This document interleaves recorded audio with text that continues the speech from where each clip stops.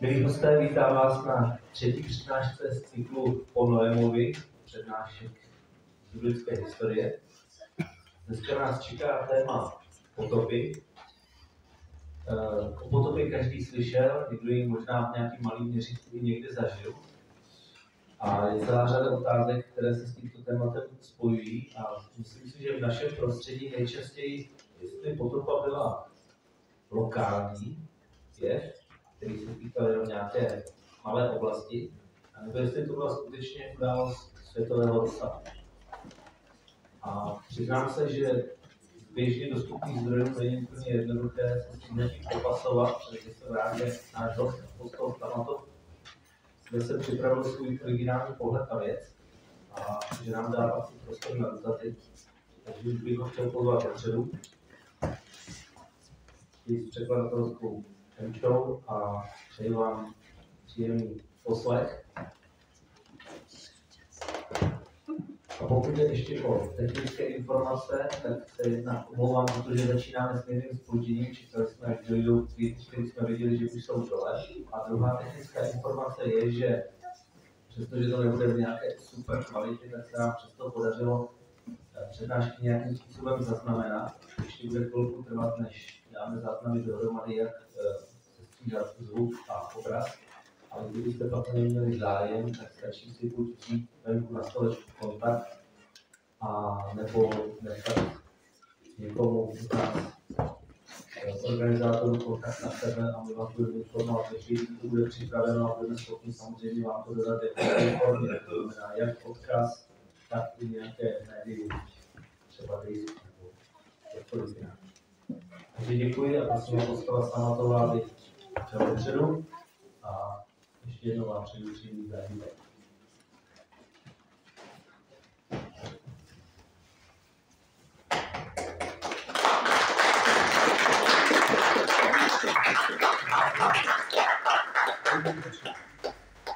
Dobrý večer. Dobrý večer. Ještě jednou dobrý večer. Както ви казах при последната ни среща, тази тема според мен е най-интересната. Jak jsem vám říkala při naší poslední přednášce, tohle téma bude podle mého nejvíc zajímavé. Така че да започваме. Tak můžeme začít. Потопът е нещо, което вълнува много хора от миналото. И има много филми за това събитие, този катаклизъм. Potopa je něco, co hodně lidí zajímá a existuje již mnoho filmů. Тук виждам млади хора и миналия път питах, гледали сте филма на Ной с актьорът Ръсел Кроу, американския филм. I dnes to vidím jako mladých lidí, a tak jsem se minule ptal, zda jste viděli nejnovější film o potopě. Може да реагират на на ръце. Кой е гледал филма с Ръсел Кроу? Takže pokud někdo viděl film. Причините. Добре. Това, което ще ви представя, е нещо много неизвестно по отношение за това какво е причинило потопът. To, co dneska sdělím, bude informace velice nepopulární ohledně potopy. Затова Еми ще прочете първия слайд за човека, който насочва вниманието към причината за потопа и ще го сравним с древните легенди, които са разпръснати по целия свят. Proto nyní přečteme první citát a ten nám vlastně uvádí důvody vzniku potopy a pak to budeme srovnávat s dávnými legendami. Но сега ще прочетеш това, което пише там. William Whiston byl lukasiánský profesor matematiky na univerzitě v Cambridge. Byl to geolog a teolog. Whiston ve svých pracích objasňuje nejasné příčiny a charakter potopy. Krátce řečeno, on v nich tvrdí, že potopa byla výsledkem kataklizmatu v slunečné soustavě. Francouzský profesor Jean Deloux tuto otázku rozebírá. Следващия продължението. V roce 1696 zveřejnil svoji knihu, kterou můžete vidět napsanou na obrazovce v angličtině. V ní cituje: Dne 18. listopadu 2349 let před naším letopočtem prošla kolem Země kometa, která zůstala ve svém ocasu, který byl složený z výpadů po dobu 2 hodin. Kvůli tomu přišly neobvyklé deště. Pod vlivem přitažlivosti komety se tekutiny obsažené ve velké vnitřní dutině Země rozprostřely po povrchu planety. Weston si tím projde s nepřátelem mnoho vědců té doby, avšak jeho tvrzení se potvrzují v mnohých starověkých záznamech, které byly napsány před staletími i tisíciletími. Това казва Уилям Уистън и искам да ви споделя, че неговият учител Исак Нютон, който е много известен като физик и откривател,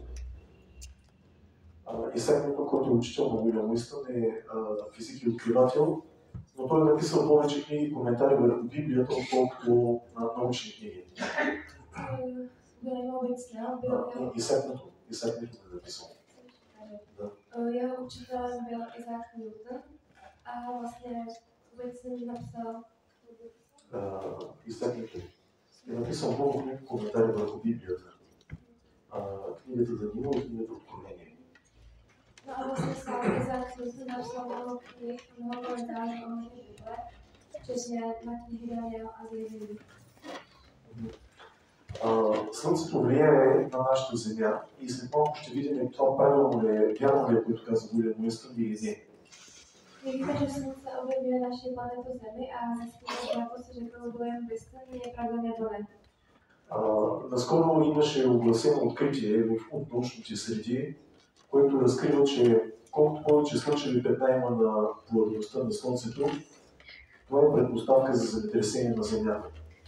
Nedávno vědci zjistili, že čím dál tím více skvrn se objevuje na Slunci, tak tím větší a víc je zemětřesení na Zemi. Така че потопът, това, което се е случило преди хиляди години, е в резултат на нещо, което първо е станало горе на небето. Takže potopa, která se stala před několika tisíci lety, je vlastně výsledkem nějaké reakce na Slunci. И след това е рефлектирало долу върху Земята. A to se pak projevilo na Zemi. И след малко ще видите какво казват древните легенди и предания за потопът извън Библията. A za chvilku vidíte mimo biblické záznamy nebo legendy, které hovoří právě o potopě. Но говорейки за влиянието на Слънцето, електромагнитните сили върху Земята, ще ви дам един пример, който ме е наблюдаван от науката преди около 60 години. Наблюдавам едно явление, което е иллюстрирано в 1960 година за влиянието на Слънцето върху въртенето на Земята. V roce 1960 bylo něco zjištěno spojeno s vlivem Slunce na Zemi. През 1960 година френският учен Данжон, V roce 1960 pařížský vědec Danjon, който е директор на Парижската обсерватория, астрономическа обсерватория, to byl ředitel pařížské astronomické observatoře. наблюдавайки Слънцето и виждайки, че то избухва по-силно, Když sledoval Slunce, zjistil, že když vybuchne silněji, Земята забавя въртението си с 0,85 милисекунди. Země se zpomalila otáčení okolo své vlastní osy o 4,85 milisekund. След това тя започва да се върти, след това изригване тя започва да се върти по-бързо и компенсира своето въртение точно както трябва да бъде за 24 часа. A poté, jakoby se Země snažila dohnat to, co propásla, najednou zrychlila své otáčení o 3,7 milisekund, tedy navrátila se zpátky do svého 24-hodinového režimu. Сега това, което виждате на екрана е вкаменено дърво. Такива има открити навсякъде по света, в България, знам и в Чехия, че са открити. To, co vidíte na obrázku, je skamenělý strom. Mnoho těchto nálezů je i v Bulharsku, i v Česku, si myslím, a na jiných místech. Може да прочетеш текста, който е... Jenom přečtu tenhle ten text. Tento 30-metrový skamenělý strom je jedním ze stovek nalezených v uhelných dolech Kebles poblíž Cookville v Tennessee. Vršek a spodek jsou v různých uhelných vrstvách, datovány s rozdílem až tisíce let. Забелязвате дължината на това дърво. Všimněte si výšku toho stromu. А тук има различни слоеве, геологични слоеве. Тук имаме един слой, отгоре също и така нататък. Vidíte, že různé části stromu se nachází v různých vrstvách. В науката се казва, че това е вкаменено много бавно. И този слой е на една възраст, а този на различна възраст. Тоест, това са хиляди години. Podle vědy víme, že ty různé vrstvy jsou jinak staré, až o tisíce let. Но реалността е такава, че това дърво не може да се вкамени, ако всичко не стане внезапно. Ale skutečně tenhle strom se nemůže takhle pomalu skamenit, pokud se něco nestalo zcela náhle. Всички от нас, без да сме специалисти в тази област, знаем, че дървото е изложено на много влияние и то не може да издържи, да се вкамени за много бавно, то ще изгние. My víme, že strom se jako takový nemůže skamenit sám takhle dlouho, protože on jinak vlastně splesniví a strochniví. Това е друга подобна снимка за вкаменено дърво, Tady máme další fotografii skamenělého stromu. който е в Канада. To je v Kanadě. Забелязвайте коя година. Всичко е станало внезапно. To všechno se vlastně stalo náhle.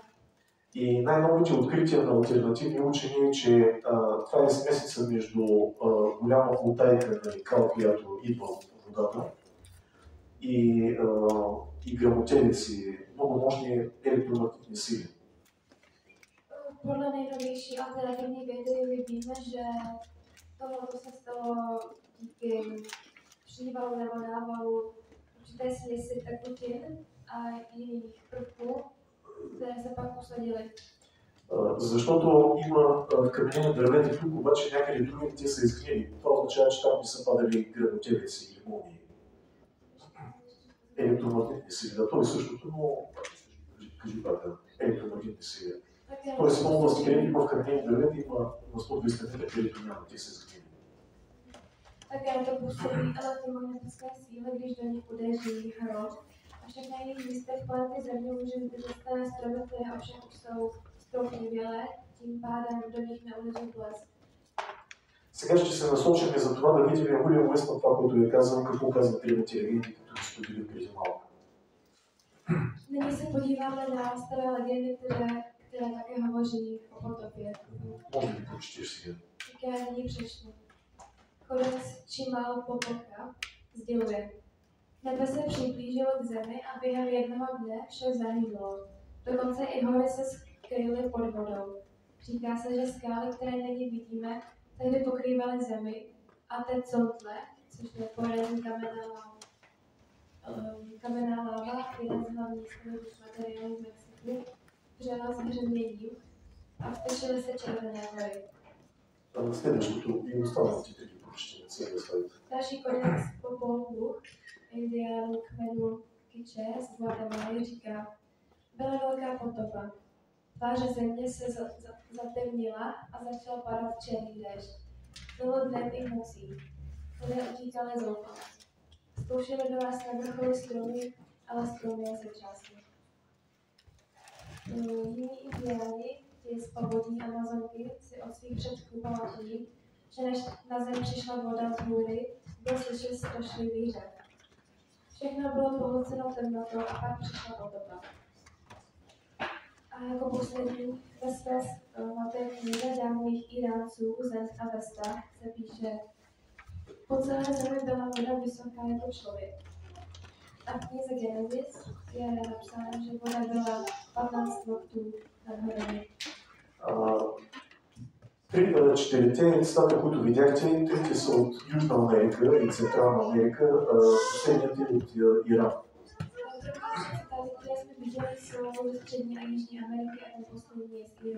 Да. Тук искам да кажа нещо допълнително, но Библията пише, че потопът е станал през втория месец на 17-тия ден.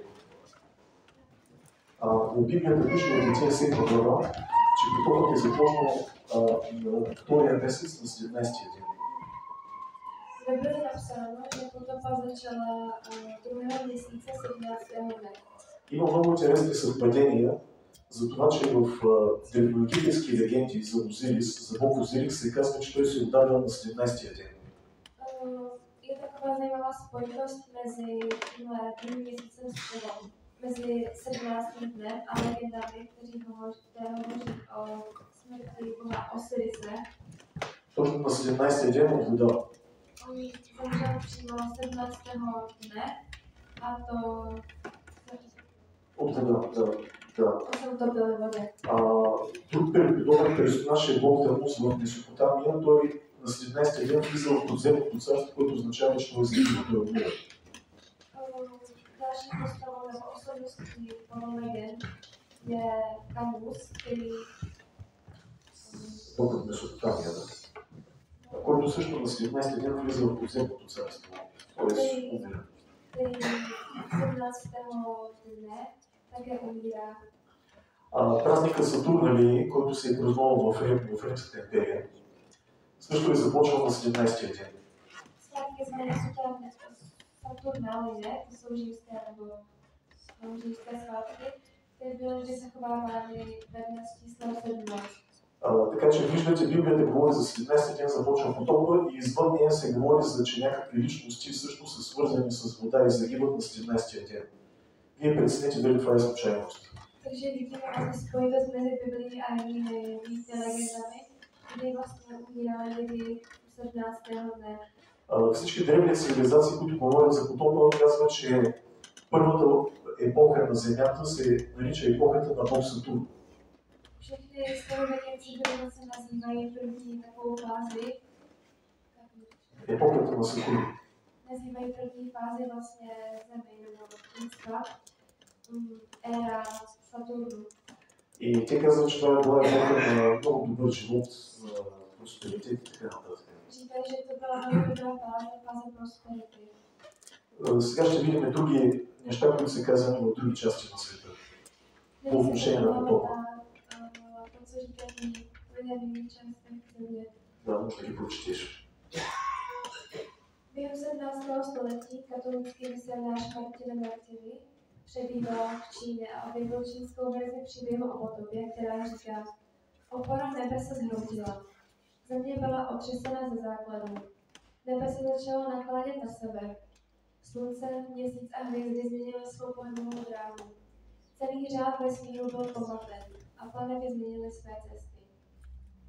V Judsku rabíni napsali komentář ke Starému zákonu, ve kterém sdělují, že potopa se stala, protože Hospodin Bůh změnil umístění dvou hvězd na nebi. Pak v Biblii je napsáno: v tom dni se rozevřely všechny prameny veliké hlubiny a uvolnily se nebeské průduchy. A na zemi nastal déšť trvající 40 dnů a 40 nocí. Когато Уилям Уинстън, който видяхме в началото на темата ни, казва, че потопът е причинен от небесно тяло, което е минало покрай Земята и предизвиква катаклизъм и падане на вода. Když Uvědomil Kristu, které jsme viděli na začátku, říká, že potopa byla způsobena nějakým kosmickým tělesem, které proletělo okolo Země. Той не е бил запознат с тези цитати, които ние прочетахме преди малко. Той не знае в Америка какво са говорили, в Китай какво са знаели китайците, в Иран. On vlastně vůbec neznal tyhle ty citáty, nebo to, co říkali lidé v jiných částech země. Но за това, че това се съвпада, означава, че той е прав в причините. A tyhle ty záznamy nám akorát potvrzují to, že on měl tomhle pravdu. Библията ни казва, че при сътворението в началото, когато Бог е създавал животът на земята, е отделил вода от вода. Имало е вода долу на земята, но имало е вода горе в небето. Bible nám na začátku říká, že při stvoření Bůh oddělil vodu od vod, to znamená, že byla voda na zemi a pak i na nebi. Особеното е, тъй като легендите са много, е, че те казват в един глас, че е валяла солена вода. Zase legendy nám z různých zdrojů říkají, že tehdy pršela slaná voda. Да, не знам, някой от вас наблюдавал ли е солен дъжд? Někdo z vás už někdy pozoroval slaný déšť? Да, това е нещо немислимо. Но в потопът е било солена вода. Je to něco zcela zvláštního, moc nevídaného, ale to byla ta potopa. И в Месопотамия, когато се говори за това, за солената вода, там се споменава едно божество Тиамат. буквално да приведи мислиш. В Месопотамия. В Месопотамия има легенда за Тиамат, която е била разсякана и е падала солена вода. Божество, да, женско божество, което донася солена вода. V Mezopotámii jsou mýty nebo legendy o božstvu jménem Тиамат. Tiamat. Да, богиня, такава богиня. Ами не, тя при някаква война горе в небето, тя донася силена вода. Солена вода, това ни казва. To byla bohyně, která z nebe poté přinesla sladou vodu. Ако се обърнем към науката, това, което ни казва, примерно, погледам National Geographic, Pokud se podíváme na dnešní vědu, třeba se podíváme na National Geographic, науката признава, че има потоп, věda uznává, že je potopa. но тя не казва, че той е бил локален, не е бил всеобщ, не е бил световен. Ale on říká, že ta potopa nebyla celosvětová. И книгата, която виждате на екрана, Jak to vidíte v tuhle chvíli na obrazovce, точно това твърди. o tom právě mluví. Това много засяга мен като българин, защото Черно море, България, нали, граничи с Черно море. Já si tohle beru osobně, protože se to týká nás Bulharsko, protože máme na Černé moře. Тази книга е написана с помощта също на български учени. Tato kniha byla napsaná také pomocí bulharských vědců. Но накратко казано, тезата на световната наука е, че имало Черно море е било сладководно езеро. To, co říkají knize, je, že Černé moře bývalo jezero. И границите на това сладководно езеро, аз ще ги очертая с това езеро, са били тези. Teďka ukážu hranice toho jezera.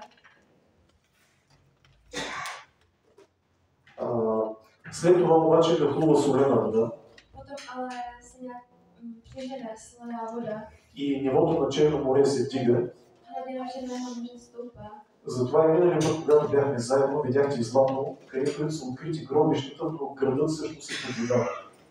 Proto jsme také minulý viděli obrázek se zlatem, které bylo nalezeno v Bulharsku, ale ovšem to město a ty hrobky, ve kterých byly objeveny, byly pod mořem. Аз не съм съгласен с тази теза по ред причини.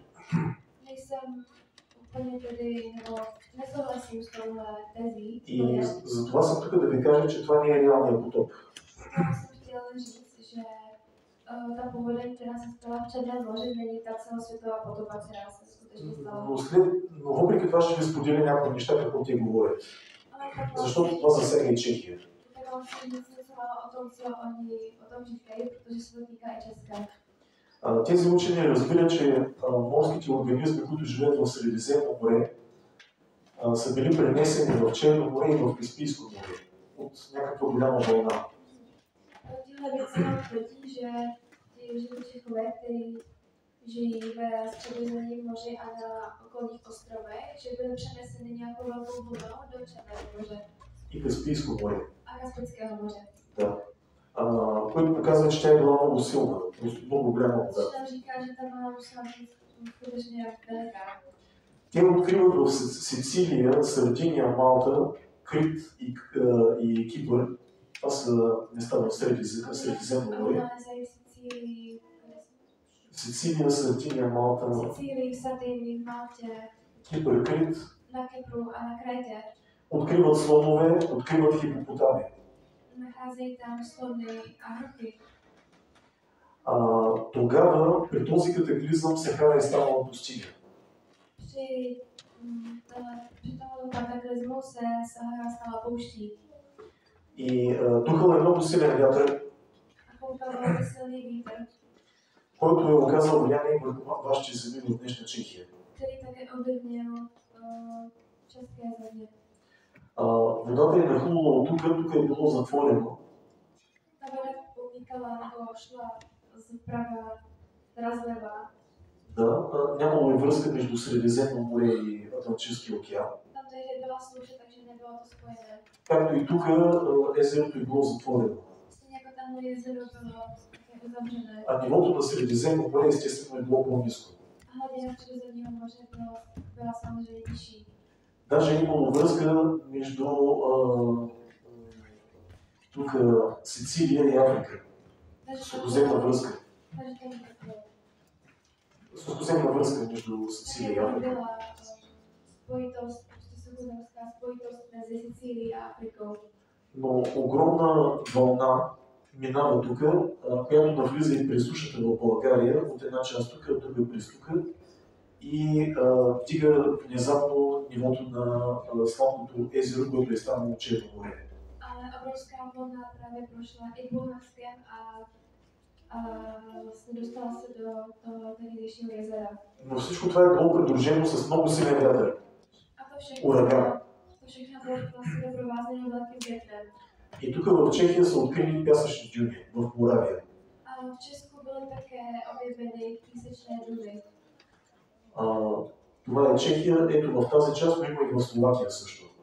Tady v této části na Moravě, ale taky i na Slovensku byly objeveny písečné duny. Които са образувани от много силен вятър, който ги е носил много далеч. Které se vlastně vytvořily tím silným větrem, který je vlastně přibral zdaleka. Аз предполагам, че вие всички знаете за тези дюни. Аз не знаех. Научих преди 2 години за тях. Předpokládám, že vy všichni možná už víte o těch písečných dunách v Česku. Да, защото написах трета книга, която засяга този въпрос и тя още не е излязла. V tuhle píšu třetí knihu, který zahrnuje i nějaké informace o tomto jevu. Ето, това е от Моравия. Tohle je odkaz z Moravy. Бихте си помислили, че това е някъде, късметата някак се изглежда другаде. Vypadá jako nějaká obyčejná poušť trošku. И посоката на вятъра е била от запад на изток. A směr toho větru, který to přináší všechno sem, ze západu na východ. Такава е била посоката и на мегавълната, която е идвала от Атлантическия To byl океан. vlastně směr i té velké vlny, která přinesla tu studenou vodu do Černého moře.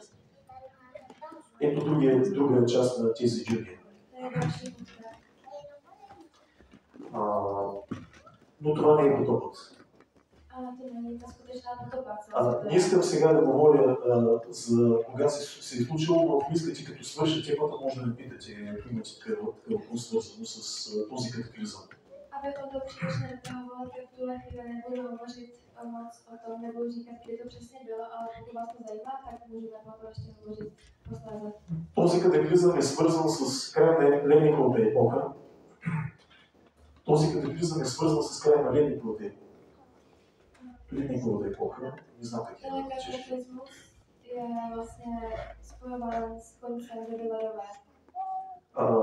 И ледовете се стопяват и нивото също се дига на Световния океан. Ledovce se vlastně tají a stoupá hladina světových oceánů. В България, освен преди наводнението, археолозите казват, че имало пожари. Пожари на много места, запалват се, има пожари там в България. Преди водата, преди това наводнение да стане на Черно море. Vědci říkají, že předtím, než se stala ta velká povodně v Černém moři, že v okolí bylo hodně požárů. Археолозите не могат да обяснят, аз съм разговарял с тях, война ли е имало и какво ти казват, че има някакъв природен катаклизъм, който запалва техните жилища. Vědci v podstatě nevědí úplně, proč tam byly požáry, já jsem s nimi hovořil, ale říkali, že buď to byly války, nebo se prostě stal nějaký kataklizmus, který to všechno ovlivnil. Да, и след това идва водата, която загася тези пожари. Potom přichází ta velká vlna vody, která to všechno vymyslila. Да, така че вдигането на нивото на Световния океан с около 70 метра, това не е световния потоп. Takže to, že se stala hladina světových oceánů a asi Около 70 метра. asi 70 metrů, to není vlastně ta celosvětová potopa. Това се случва след потопа. To se stává až po potopě. Приблизително някъде повече от 1000 години. Asi 1000 let po potopě.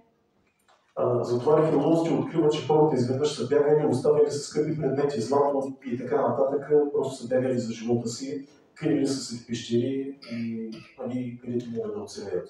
Proto v těchto oblastech nacházely různé stejné předměty, které byly náhle zahozeny a ponechány a lidé utíkali daleko od té povodně. Сега ще се насоча към една информация, която е от чешки учен. Nyní se zaměříme na jednu informaci, kterou nám poskytl vlastně český vědec. След малко ще научите името, но ще помолим и да прочете първият став. Přečtu první citát. Slunce má svoji vlastní aktivitu, která se proměňuje v jeho specifické cykličnosti. Vlastnost cykličnosti je základem jeho předvídatelné činnosti. Vyjadřuje se tím, že počet nebo intenzita různých projevů sluneční aktivity se periodicky mění. Jevy, které charakterizují jeho činnost, jsou jeho skvrny. Výzkumem jeho skvrn se lidé zabývají už více než 300 let, díky čemuž nám byla odhalena jen řada vlastností sluneční plazmy, blízkosti silného magnetického pole, tak i některé základní zákonitosti cykličnosti sluneční aktivity. Přesnější výzkumy na základě většího pozorovatelného materiálu, včetně toho, který byl získán po teleskopickém sledování skvrn na Slunci v roce 1611, nám ukázaly, že jeden tento sluneční cyklus trvá 11,1 let.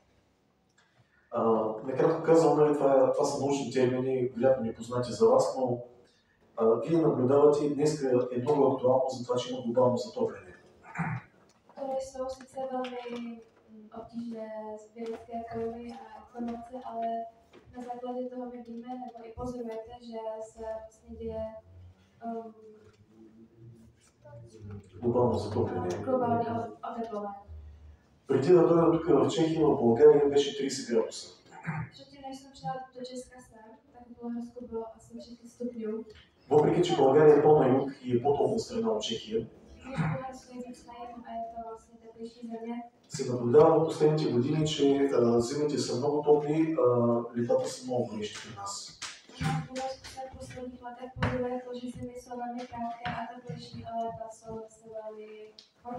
Да, но това се дължи на една цикличност на Слънцето. И вие видяхте какви са годините тук. Слънцето е наблюдавано близо 400 години. Неговата активност каква е? От 1611 година.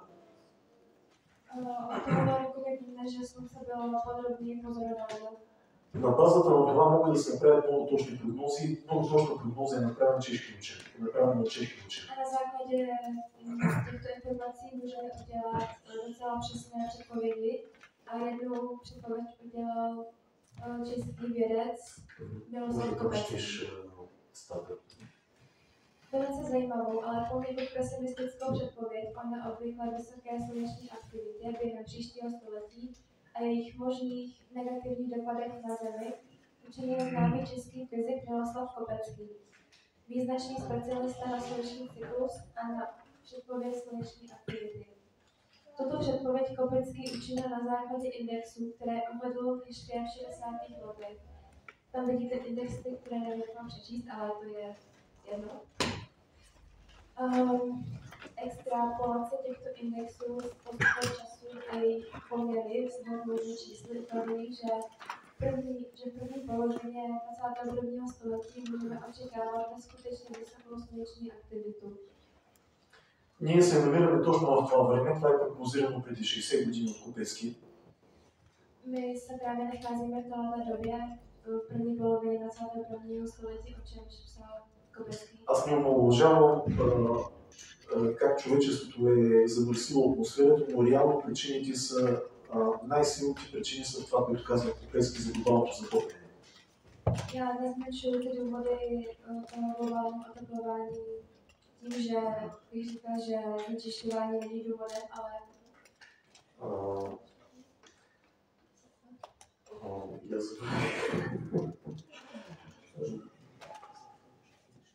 Човек казва преди 60 години, да. Ale tohle bylo řečeno před 60 lety, takže vlastně to bylo očekávané. Ние наблюдаваме такава слънчева активност. My pozorujeme tuhletu sluneční aktivitu. Въпросът е, че тази слънчева активност оказва едно влияние, което засяга и интензитета на земетресенията. Ovšem ta sluneční aktivita ovlivňuje intenzitu zemětřesení ve světě. Да, но след малко ще поговорим за това, ще видим последният цитат. Това е от Българска академия на науките, но е от Копецки. Já vám přečtu další citát, který zveřejnila Това е Българска академия на науките, но всъщност Копецки го говори. zveřejnila Akademie věd v Bulharsku, ale vlastně je to od Kopeckého. Na základě této předpovědi a výsledcích zkoumání vztahu mezi Sluncem a Zemí z minulosti můžeme dojít k závěru, že v průběhu příštího století je možné, že nastane horké a suché počasí ve střední Evropě a zvýší se počet zemětřesení v Evropě a v jihovýchodní Asii. Je také možné, že ve svrchních vrstvách zemské atmosféry nastanou anomální podmínky pro šíření rádiových vln a že se zvýší hustota svrchních vrstev zemské atmosféry, což by mělo výrazný vliv na pohyb umělých těles. Tak vysoká sluneční aktivita by měla dopad i na technická zařízení, biosféru a další, zejména ve vyšších zeměpisných šířkách. Забелязвате, прогнозата е песимистична. Vidíte, že tato předpověď je pesimistická. Средна Европа засяга и Чехия, Střední Evropa, to znamená i Česko. но ако трябва да кажа нещо, нали, е това, че ние преминахме през COVID-19, помните, преди 4 години. A chtěl bych říct, že před 4 lety jsme si prošli COVID-19. Но ако погледнете ООН, световните организации, A pokud se podíváte na světové organizace, те прогнозират след нали, световна пандемия и световна световни екологични проблеми. Световните организации, правителства като ООН, прогнозират на базата на тези неща и световни екологични проблеми. Климатични, по-точно климатични. На базата на тези изследвания. Те прогнозират, че ще има световни климатични проблеми. ООН, кажи ООН само. Не знаеш как е ООН. Обединените нации, Организацията на Обединените нации. И аз... Айде Европейски съюз, кажи. Добре, кажи Европейски съюз, кажи. Zkrátka, různé světové organizace na základě těch informací předpokládají, že budou další екологически potíže a така. Сега ще видим това, което казва Копецки, наистина. Аз съм уверен, че е така на 100%. И вероятно помните, миналата година стана много силно земетресение в Турция в началото на годината. Předpokládám, že se pamatujete minulý rok, když se stalo velké zemětřesení v Turecku. Много силно, много необичайно, с големи промени в самата земна повърхност в Турция. Velmi silné, neobvyklé silné В Турция. Земната повърхност беше променена, мисля, ще ви обясня малко. Vlastně kvůli tomu zemětřesení se povrch země také změnil. Вероятно помните това земетресение. То стана в Турция, стана в Сирия. Да. В Турецку, а така и Сирии. Ще оставя малко време да погледнете следните картини, които са достатъчно ясни и няма нужда от обяснение. Když se podíváte na tyto obrázky, které nám ukazují, jak vlastně země se vlastně rozrušila kvůli tomu zemětřesení. Надявам се, че забелязвате добре за какво става дума. Това са градини от маслинови дървета. To, co vidíte na obrázku, to jsou vlastně olivové sady. Буквално това е станало за много кратко време. Това všechno se stalo během několika chvil. Нарочно ви го казвам сградите в Турция, защото това сме свикнали да гледаме. Но това много по-големи пропасти даже има снимки, но това е достатъчно. Správně vám nyní neukazují obrázky zbouřený bulek, protože to už známe, ale toho jsme ještě neviděli. Така че накратко казано, древните хора са обръщали много внимание върху небето. Takže starověcí lidé hodně mluvili o върху небето, върху небесните тела. Така се ражда астрологията. се занимали о vlastně nebeská tělesa. Астрологията се ражда в това, че небето е предизвикало катаклизми и хората започват да вярват, че планетите управляват живота им. Astrologie vlastně vznikla tehdy, když... Астрология, не астрономия. Astrologie vznikla tehdy, když lidé vypozorovali, že nebeská těla se nějakým způsobem ovlivňují Zemi a tak chtěli zkoumat. Пирамидите, които са в Египет, са направени като са копирали Орион, съзвездието Орион. Pyramidy, které jsou postaveny v Egyptě, vlastně vznikly tím, že lidé kopírovali vlastně souhvězdí Orionu. Древните хора, даже Орион е близо до Млечния път. Orion je vlastně blízko Mléčné dráhy. Да. Пирамидите в Гиза са близо до реката Нил. Pyramidy В Гиза. Да. Gázy jsou blízko Nilu. Защото древните хора са вярвали, че Млечния път е река.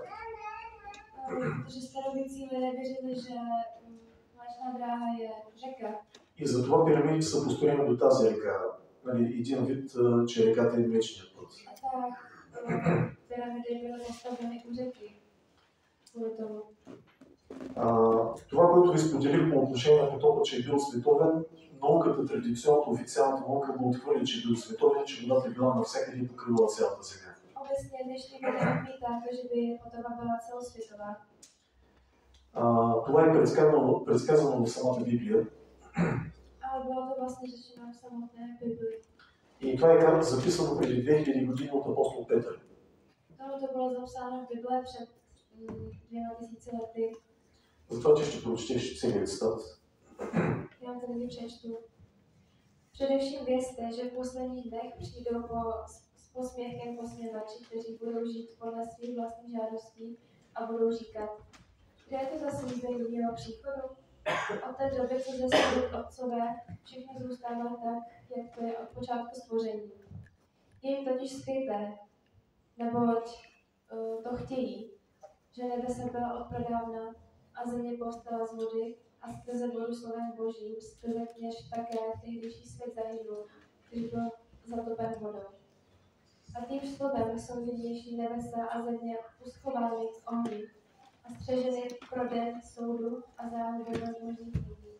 Tato jedna věc, ať vám není skrytá, milovaní, že jeden den je u Pána jako 1000 let a 1000 let jako jeden den. Pán neotálí s naplněním svého zaslíbení, jak si někteří myslí, nýbrž jak vám schovívali. Nechtějte, aby někdo zahynul, ale chce, aby všichni dospěli k pokání. Pánův den přijde jako zloděj v noci. Jen nebesa s rachotem pominou, prvky se žárem uvolní a země a její činy budou spáleny. Když se toto všechno takto rozplyne, jak si musíte být ve svatém způsobu života a zbožnosti vy, kteří očekáváte a urychlujete příchod Božího dne. Kvůli němu se nebesa rozplynou, ohni a prvky se žárem dostaví. Podle jeho zaslíbení očekáváme nová nebesa a novou zemi, ve kterých přebývá spravedlnost. Proto, milovaní, očekáváte tyto věci, vynasnažíte se, abyste byli nalezeni v pokoji, bez poskvrny a bez úhady. По времето, когато апостол Павел написал тези неща, учените на неговото време не са отхвърли Петър, да. Когато Павел пише това нещо преди 2000 години, учените не са отричали потопът, както днес. Tehdy, když Petr tohoto psal, tak vědci neodmítali vlastně celou světovou potopu. Но той казва, че преди да дойде краят на света, нали, последните дни, ще се появят хора, които ще отричат действителността на потопа. Ale on nám říká, že v posledních dnech se objeví lidé, kteří budou vlastně odmítat potopu. И ако трябва да бъда точен, това е приблизително от около 200 години се отрича потопът. A abych byl tak nějak konkrétní, tak potopa se vlastně, nebo teorie potopy se odmítá přibližně 200 let. Но виждате в самия текст, който прочете Ени, че Петър говори за това, че небесата също ще има катаклизми в тях и на земята също. Тоест, те са свързани помежду си. Petr mluví o tom, že budou kataklizmy na zemi, ale i na nebi, takže tím pádem nám říká, že jsou spojené. Звучи много страшно, дори звучи така, бих казал, неприятно. Zní to velice hrozně a až nepříjemně. Но искам да насоча вниманието ви, че всъщност, когато Библията говори за края на света, тя казва, че края на света означава началото на един нов свят. Ale chtěla bych vaši pozornost upnout na to, že když Bible hovoří o konci něčeho, tak mluví o začátku něčeho nového. Така че краят на света не е край на човечеството, че то ще престане да съществува. Takže konec světa neznamená konec lidstva. Просто това е ново начало. To znamená zkrátka nový začátek.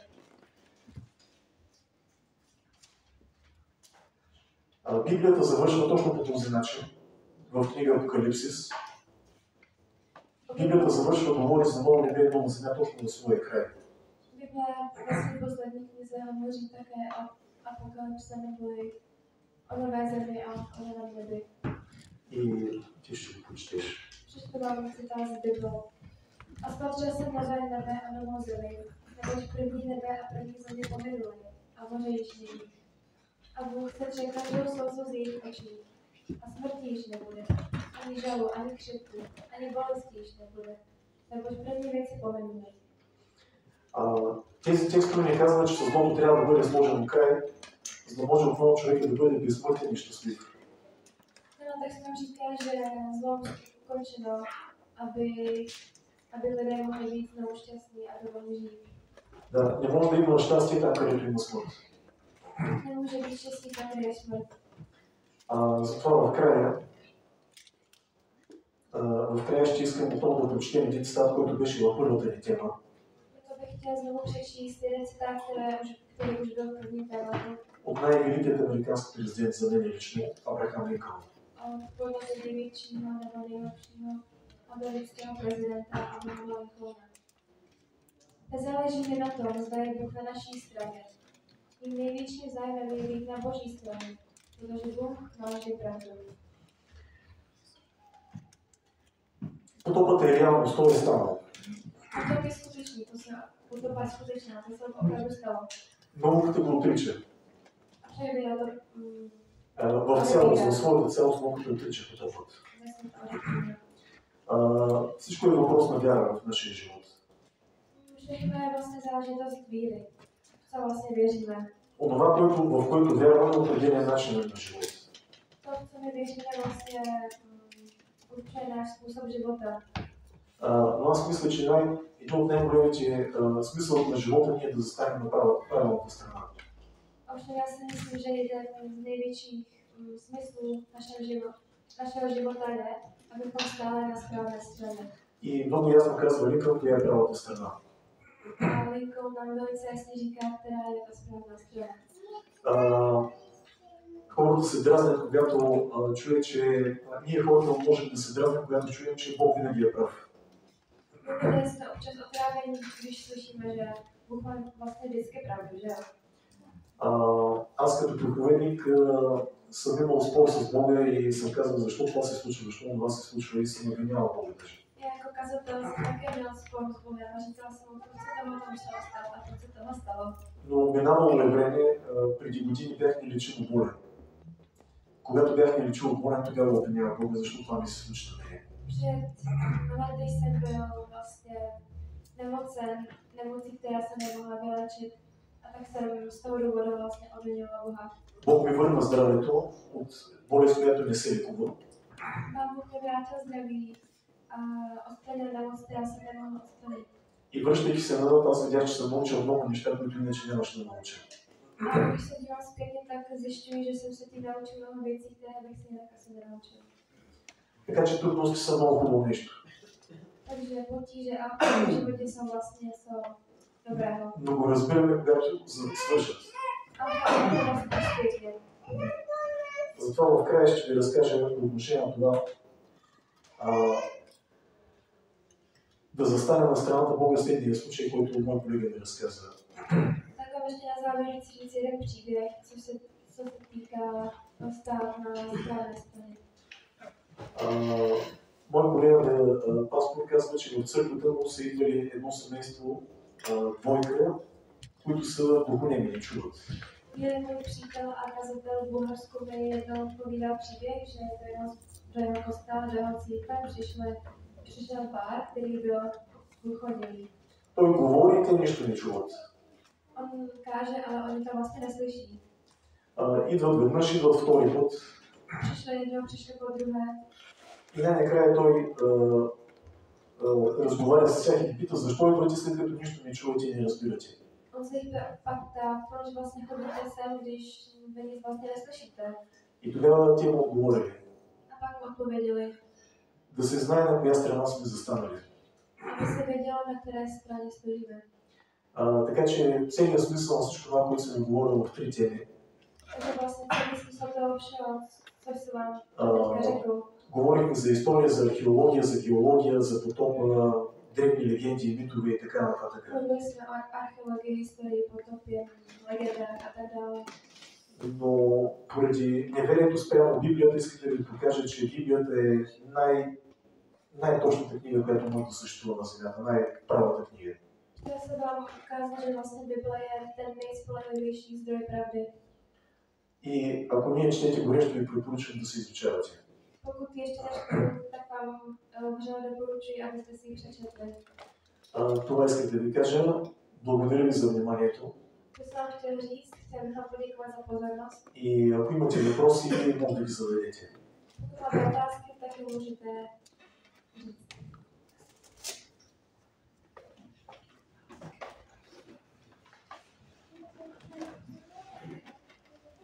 Tak první novinka pro mě byla bojování zemětřesení a slunečních čil. Je na to nějaký zdroj, nebo od koho to pochází?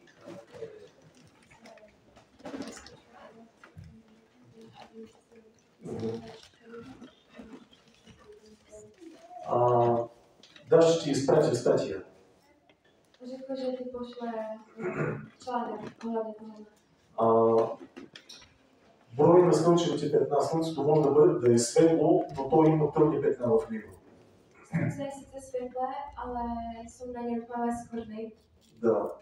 И до ден днешен Слънцето не е обяснено как може да грее да има такава енергия. Няма пълно обяснение на Слънцето. Do dnešního dne vlastně slunce není zcela vysvětleno, jak může to hřát. Но това, което ви казах, че пред 400 години наблюдение и записи за слънчевата активност и петната, при положение, че телескопите са усъвършенствани, Přičemž už 400 let pozorujeme slunce a technologie čím zlepšuje. Слънцето може да се наблюдава прекрасно. Co se může pozorovat celá dobře. И се вижда тази взаимовръзка между броя, че се умножава слънчевите петна и се вижда, че на Земята се случва земетресение. A vidíme spojitost mezi počtem těch skvrn a počtem nebo množství zemětřesení na Zemi. Но Слънцето влияе на останалите планети в Слънчевата система. Ale slunce vlastně působí i na ostatní planety ve sluneční soustavě. Чрез електромагнитните сили. Skrze elektromagnetické síly. И ако искате да разберете повече въпроса, ако искаш да разбереш повече, препоръчвам горещо да прочетеш книгите на Имануил Великовски, руски еврей. Doporučuji bych ti přečíst si knížky od Emanuela Velikovského, je to vlastně člověk z Izraele? Руски еврей. Ruský. Je to vlastně ruský žid. Имануил Великовски е гений. On je to vlastně genius. И един много близък приятел на Алберт Айнщайн. A byl to velmi blízký přítel Alberta Einsteina. Странното за мен е, че Айнщайн, защо не е известен тази личност Имануил Великовски? By mě zajímalo, proč ten člověk Emanuel Velikovský není známý. Защото той предизвика преди 70 години в Америка най-големия научен скандал. Protože on tehdy vyvolal největší vědecký skandál v Americe. В YouTube има много информация, може да гледаш само да изпише Имануил Великовски и неговата книга Worlds in Collision. A stačí vyhledat do YouTube Emanuel Velikovský. Книгата му се казва Worlds in Collision. Световия разпусък. Worlds in Collision. Prostě pak ti dáme nějaké knihy a tam se to můžeš pak najít. Tak já si říkám, jestli je genius, jestli to bude pro mě. Ale uvidíme, no.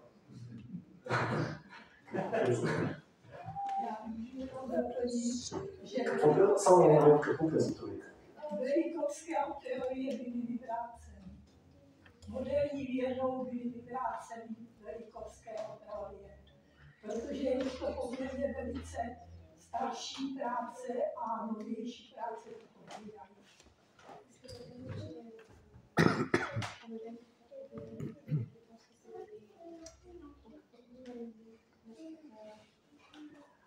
Да, това е така. Те са отхвърлени са от Карл Сейгън и компания. Карл Сейгън е много известен астроном. Карл Сейгън.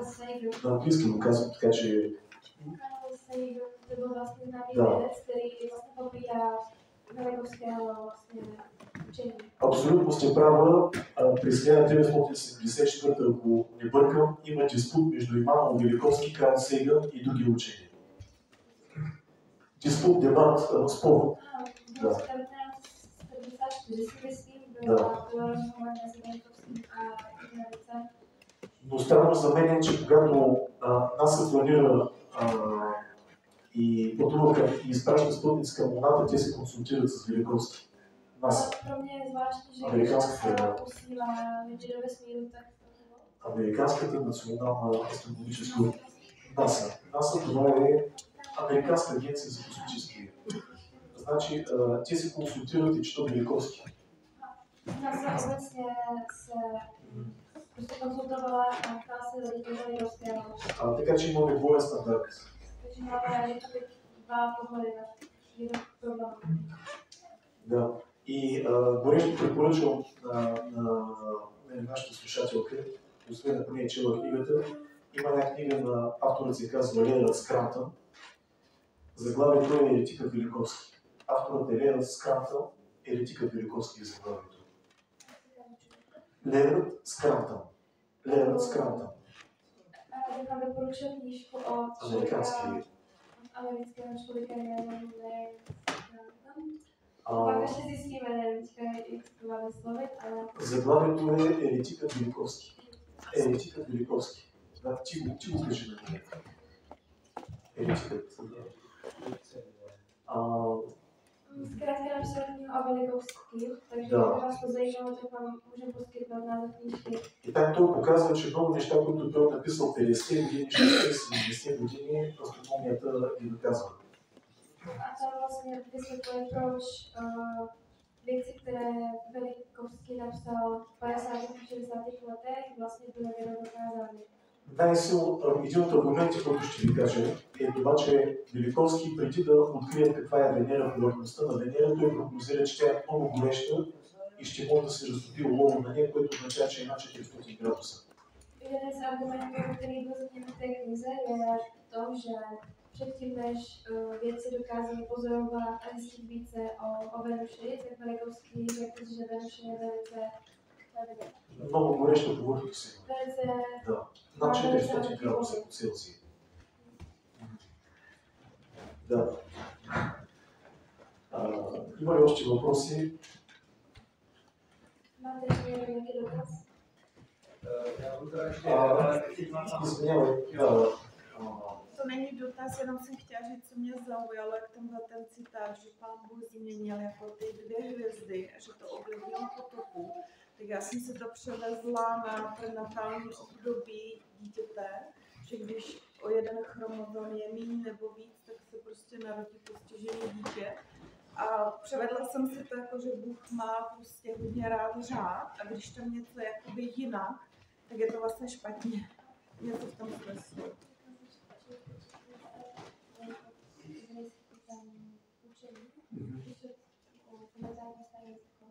Да.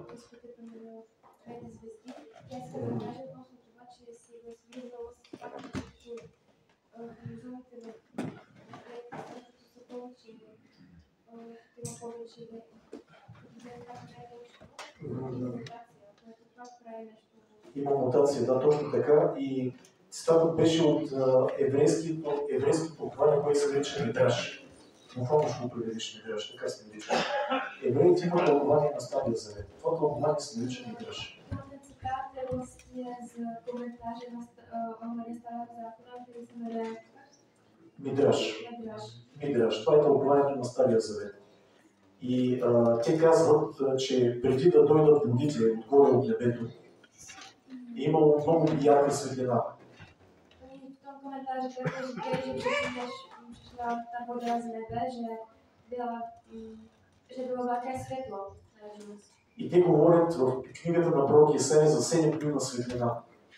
A také mluví z knihy Izajáše o 7 dnech světla. 7 дни е било светло. А интересното е, че той, когато влиза в кораба, стои 7 дни и след 7 дни става потопът. Zajímavé je, že když šel do Archy, tak byl až 7 dní, až pak začala voda.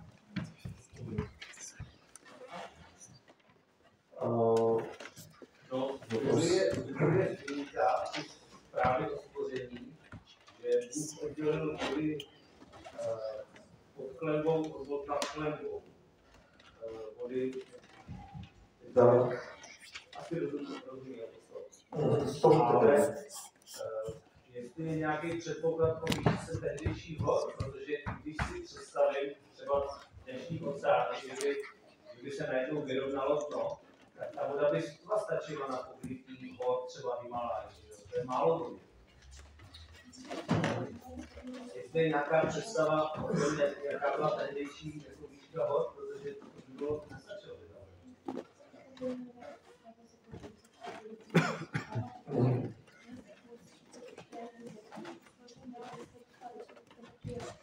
Да. Да, ти си прав, кажи му, че е прав. Říkáš, máš pravdu. Въпросът е, че преди потопът нямало толкова високи планини. Faktem je, že před potopou nebyly tak vysoké hory. Най-високото място е било Едемската градина.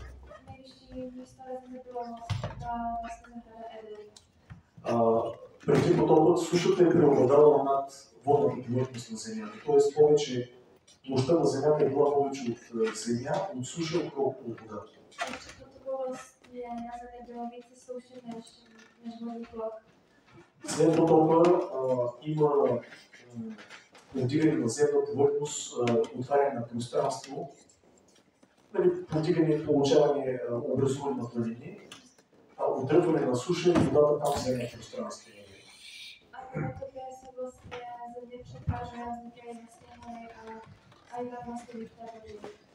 И гърците, древните гърци, A starověcí Řekové, по отношение на това, че ви казах, че е валяла солена вода, říkali, že přišla solná voda. гърците са наричали Атлантическия океан сълзата на Кронос, Oni на Сатурн, Атлантическия океан. Atlantický oceán nazývali Сълзата на Кронос, който е планетата Сатурн, другото име на Сатурн. což je vlastně planeta Saturn. И тук мога да ви кажа много неща, но може да ми удавите за луд, за това, че мога да ви кажа повече неща, но смятам, че ако имат въпрос да питат. Ако имат някакви други въпроси.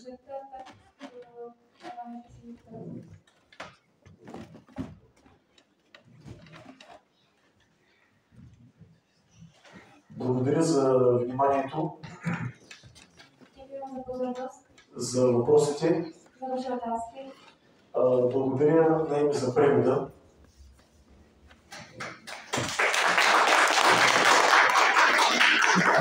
Благодаря на него за организацията, която ще е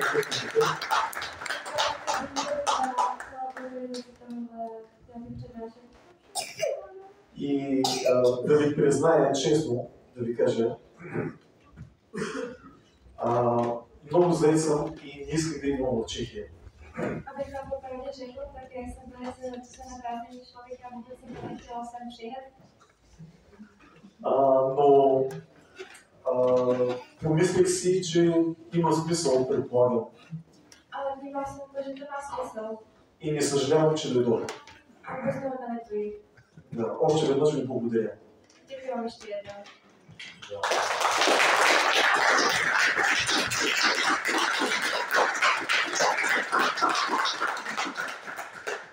Teďka mluvím, že trošku nabourat to, co apostol řekl, protože ze zákulisí my víme, že těch nabídek, aby někam přišel, je má samozřejmě víc, ale kdyby tady nebyl Ivo Černěv, tak tady nebyl ani apostol. To je prostě fakt. Takže jsou to přátelé, nevím jak dlouho, nevím kolik let se znáte. No a kdyby Ivo si našel práci jinde, nesvážel v Kostelci a nebydlel v Náchodě, tak tohle přednáška probíhá někde. No, tak to je.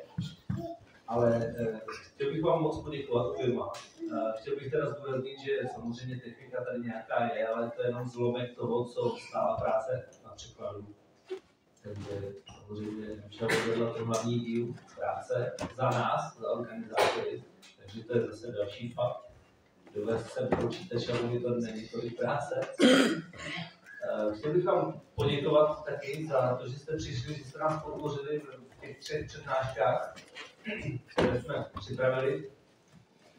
A Apoštolovi děkuji za to, že vážil dlouhou cestu, strávil dlouhý čas přípravou a samozřejmě musel nějakým způsobem nahradit práci, kterou má v Bulharsku, protože tam pracuje jako kazatel a samozřejmě jeho nadřízení ho museli pustit, musel nějakým způsobem zaručit, že to, co má za úkol udělat, udělá. A chtěl bych se s ním jakoby rozloučit, ale zase musím říct, není to úplně pravda, protože my se uvidíme na pozítří, my se uvidíme v sobotu, protože to bude mít ještě jeden program, jedno vystoupení tady Opatrovíš, ale to teda musím přiznat, že už není vědecká práce, to už je kazatelská práce. Takže nám bude sloužit skutečně tím, že přinese biblický poselství, tak je plně zvyklý.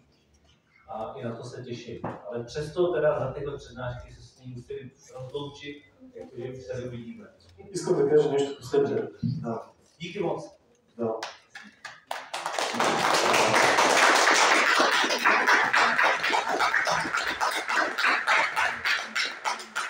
Като българин изпитвам голям респект спрямо Чехия и чехите. Имах огромно притеснение дали ще мога да отговоря на нашите очаквания. Trošku jsem se bála, zda budu odpovídat vašim představám. Опитах се да направя възможно най-доброто, което мога. Že jsem se udělat to nejlepší, co jsem mohl. И не очаквам нали, да ме поздравявате за това, но виждам в очите ви, че до някаква степен съм бил полезен. Doufám, že se vám byla k užitku.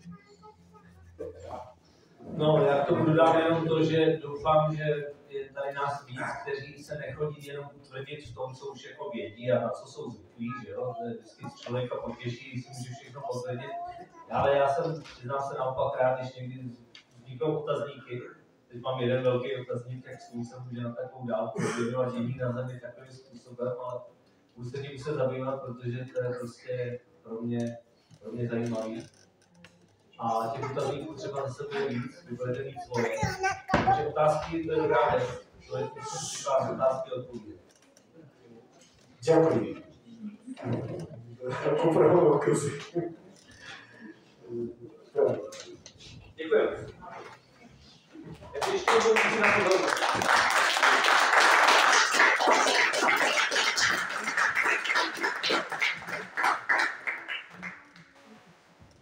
Teď už bez mikrofonu mimo záznam, kdyby náhodou jste někdo měl ještě vidět apostolé jako skutečně kazatelé, tak samozřejmě není to uzavřená věc. V sobotu jestli to řeknu správně, od 10. Říkám to dobře, budete moct vidět apostola ve svém živu jako kazatele, kdybyste chtěli. Opatrovíš.